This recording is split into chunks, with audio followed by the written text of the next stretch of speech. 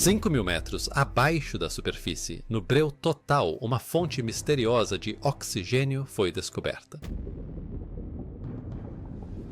Uma observação inquietante nas profundezas mais negras do Pacífico abalou tudo o que a ciência dava como certo. Na escuridão total, isolado do ar e da luz, o oxigênio subia misteriosamente. À medida que os sensores piscavam e as leituras se acumulavam, uma verdade silenciosa começou a surgir. O fundo do oceano poderia estar respirando sem vida e sem o sol. Tudo começou com uma única anomalia na zona Clarion-Clipperton. Um erro, pensaram eles. Mas quanto mais verificavam, mais impossível se tornava ignorar.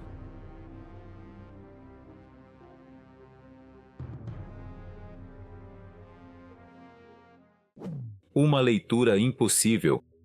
Em 2024, o ecólogo marinho Andrew Sweetman realizava monitoramento rotineiro de oxigênio em um dos lugares mais desolados da Terra, a zona Clarion-Clipperton, uma vasta planície abissal entre o Havaí e o México. Seus instrumentos estavam posicionados a mais de 3.962 metros abaixo da superfície, onde o frio é constante, a luz solar nunca chega e a pressão esmagadora destruiria um corpo humano em segundos. A missão era simples: medir quanto oxigênio restava enquanto a vida abissal o consumia lentamente. Afinal, era isso que todos os estudos anteriores haviam mostrado. Quanto mais profundo se vai, menos oxigênio permanece. Mas desta vez, algo estava errado. Os níveis de oxigênio não estavam caindo, estavam subindo. Sweetman inicialmente descartou como falha técnica. Recalibrou os sensores, trocou os instrumentos, até utilizou métodos alternativos baseados em princípios científicos totalmente diferentes. Mas o padrão persistiu. Dentro das câmaras de medição seladas, repousando silenciosas no fundo do oceano, o oxigênio não estava sendo consumido, ele estava sendo produzido. As leituras desafiavam a lógica. Nenhuma fotossíntese poderia ocorrer ali. Não havia luz solar, nem plantas, nem processo químico conhecido capaz de gerar oxigênio em tais condições. Ainda assim, os dados de Sweetman insistiam no contrário. Cada experimento repetia a mesma história, um pulso silencioso, mas persistente, de oxigênio se formando em um dos lugares mais inóspitos da Terra. E se os dados estavam corretos, significava algo extraordinário. Um processo se desenrolando nas profundezas que ninguém jamais havia observado. Algo capaz de reescrever a maneira como entendemos a própria vida. O abismo se revela. A zona Clarion-Clipperton se estende por um trecho do fundo do Pacífico maior que os Estados Unidos continentais. À primeira vista parece desolada, um deserto sem fim de sedimentos finos, argila macia e escuridão perpétua. Mas espalhadas por esse abismo existem pedras estranhas, do tamanho de batatas, nódulos polimetálicos. Formados ao longo de milhões de anos, cada um é um mosaico em camadas de manganês, níquel, cobalto e cobre. Eles crescem átomo por átomo, mais devagar que unhas humanas, como cápsulas do tempo minerais incrustadas na lama. Para um olhar industrial, eles representam riqueza, metais raros, essenciais para veículos elétricos, baterias e painéis solares. Mas para os seres das profundezas, são muito mais do que isso. Em um mundo sem superfícies sólidas, os nódulos são ilhas de estabilidade. Corais frágeis se ancoram neles. Anêmonas fantasmagóricas e brancas flutuam acima de sua superfície. Pepinos do mar rosa-choque deslizam sobre eles com pés gelatinosos. Polvos dumbo e esponjas de vidro antigas, algumas mais velhas que castelos medievais, agarram-se à quietude ao redor. E muitos desses organismos não existem em nenhum outro lugar. Mais de 90% das espécies encontradas aqui são desconhecidas da ciência, algumas restritas a trechos do fundo do mar menores que um campo de futebol. Esse ecossistema evoluiu ao redor dos nódulos, moldado por sua estrutura, química e permanência. Mas até agora, ninguém havia imaginado que essas pedras discretas poderiam fazer mais do que simplesmente abrigar vida. Profundamente no sedimento, os sensores de Sweetman indicavam algo mais, algo elétrico, escondido dentro dos próprios nódulos. As pedras, ao que parecia, não eram relíquias passivas. Elas poderiam ser motores ativos. Oxigênio sem luz. De volta ao laboratório, Sweetman e seu colega Franz Geiger começaram a desvendar o mistério, camada por camada. Eles examinaram os nódulos polimetálicos mais de perto e encontraram algo surpreendente.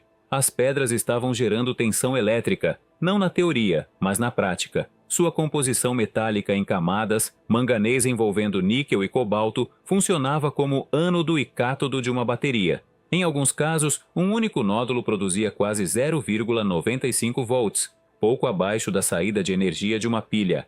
A doméstica.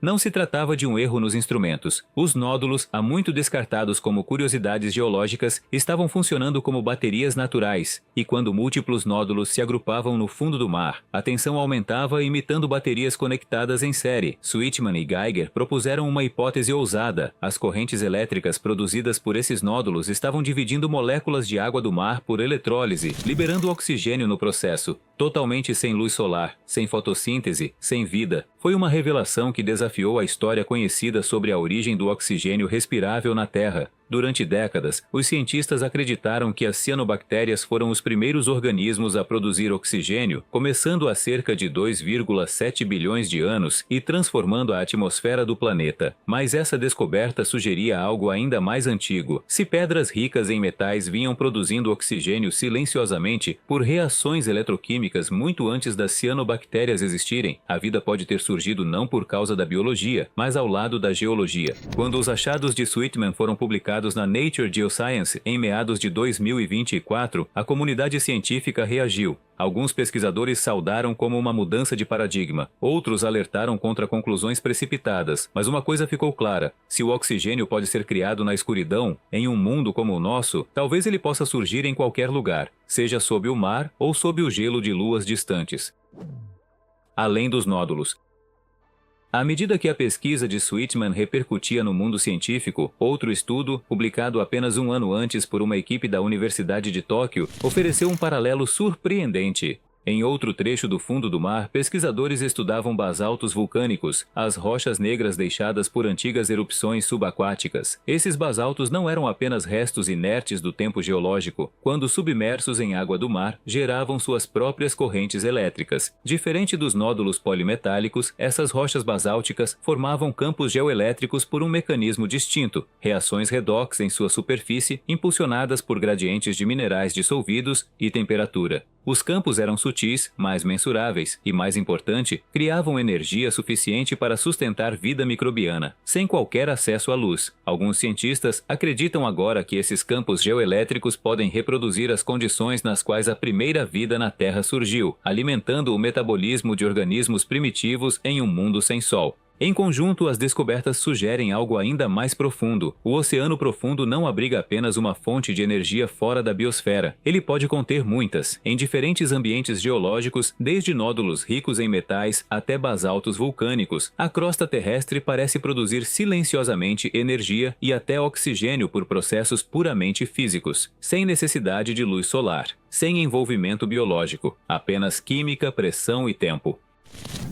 Em um mundo em que acreditávamos que o oxigênio só poderia surgir da fotossíntese, a revelação de que múltiplos sistemas minerais podem gerá-lo independentemente muda tudo. O fundo do oceano não está apenas vivo, ele pode ser parte da maquinaria que tornou a vida possível. Ciência versus indústria. Para as empresas de mineração, os nódulos polimetálicos representam uma solução aguardada para a corrida da energia verde. Ricos em metais cruciais para veículos elétricos, painéis solares e baterias recarregáveis, os nódulos poderiam suprir a demanda global por décadas. 16 empresas atualmente possuem licenças de exploração na zona Clarion-Clipperton e operações de extração em larga escala já estão sendo planejadas. Enormes sistemas submarinos de vácuo que rasparão o fundo do mar e levarão os nódulos à superfície por toneladas. Mas se esses nódulos não são apenas massas metálicas, se estão produzindo oxigênio em um dos ecossistemas mais hostis da Terra, removê-los poderia sufocar as próprias formas de vida que evoluíram ao redor deles. Isso desencadeou uma reação intensa e crescente. Organizações ambientais, biólogos marinhos e formuladores de políticas levantam questões urgentes. O que mais esses nódulos estão fazendo que ainda não compreendemos? Que papéis invisíveis desempenham nos ciclos de carbono, nas redes microbianas e na química do abismo? Alguns países, incluindo Costa Rica e Panamá, já pediram moratórias, citando a pesquisa de Sweetman em negociações perante a Autoridade Internacional do Fundo do Mar.